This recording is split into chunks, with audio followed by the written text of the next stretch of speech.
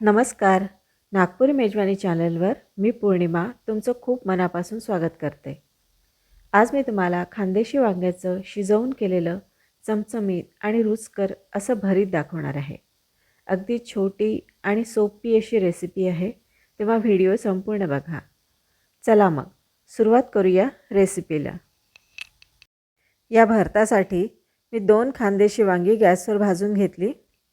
तुम्ही खानदेशी वांग्याऐवजी दुसरं कुठलंही वांगं वापरू शकता, पण खानदेशी वांग्याला दशा अजिबात नसतात, त्यामुळे याचं भरीत खूप छान होतं.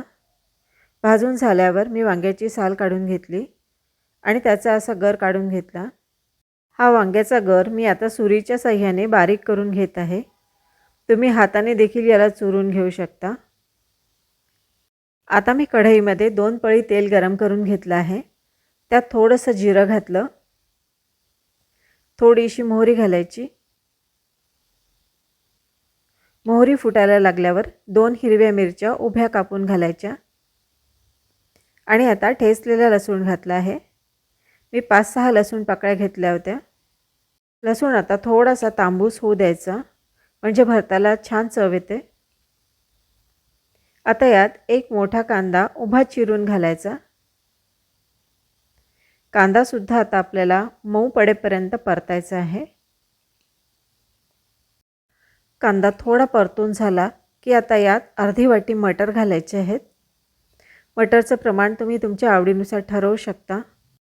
मटर आता छान शिजलेले आहेत. आता यात 1 टीस्पून एवढा हिंग घालायचा. हिंग तेलावर थोडासा परतून घ्यायचा. हिंगामुळे भरताला छान खमंग अशी चव येते. आता यात मी 1 चक्री टोमॅटो बारीक चिरून घालत आहे. चक्री टोमॅटोने भरताची चव खूपच छान येते. जर तुमच्याकडे हा टोमॅटो नसेल तर तुम्ही दुसरा कुठलाही टोमॅटो वापरू शकता.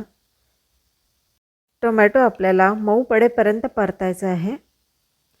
टोमॅटो मऊसर झाला की 2 ओले कांदे बारीक चिरून घालायचे.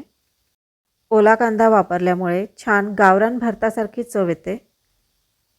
ओला कांदा घातल्यावर याला खूप जास्त वेळ परतायचं नाही. थोडा वेळ परतल्यावर आता यात मसाले घालूया. सर्वात आधी 1 टीस्पून एवढी हळद घातली आहे. चवीनुसार तिखट घालायचं. मीठ घालायचं चवीनुसार. 1 टीस्पून एवढा गरम मसाला घालायचा.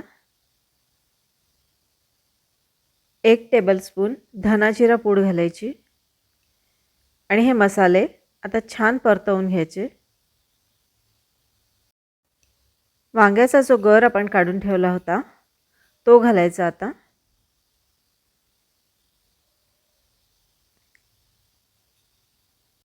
हे सगळं आता छान एकजीव होईपर्यंत परतवून घ्यायचं. शेवटी आता बारीक चिरलेली कोथिंबीर घालायची. वांग्याचे भरीत हे प्रत्येक घरात बनतं आणि खूप वेगवेगळ्या पद्धतीने हे बनवलं जातं. आज मी तुमच्यासोबत माझी रेसिपी शेअर केलेली आहे. हे भरीत आता जवळजवळ रेडी झालेलं आहे. शेवटी एक याला हलकीशी वाफ काढून घ्यायची. मस्त चमचमीत असं वांग्याचं भरीत आता तयार आहे खाण्यासाठी. पोळीसोबत, भाकरीसोबत, पराठ्यासोबत किंवा मुगाच्या खिचडीसोबत हे भरीत अतिशय सुंदर लागतं. तर अशा पद्धतीने वांग्याचं भरीत तुम्ही करून बघा आणि आवडल्यास मला कॉमेंट करून नक्की कळवा. जर तुम्ही सबस्क्राईब नसेल केलं तर जरूर सबस्क्राईब करा. पुन्हा भेटूया आणखी एका नवीन रेसिपीसह. तोपर्यंत गुड बाय.